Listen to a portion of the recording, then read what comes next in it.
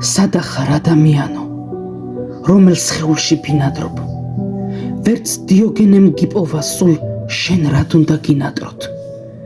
სადა ხარ ადამიანო, დაგეძებს ერის ესკნელში, რადგან მიწაზე არ ახარ კაცში, ვერ გპოვეს ვერც ერთში.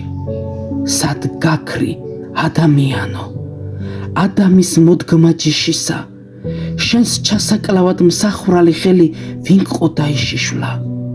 არადა სახე ღმერთის გაქვს, განკაცებული უფლისა, მაგრამ ხშირად ვერ გეღირსა გველი არ გერქვას უბისა.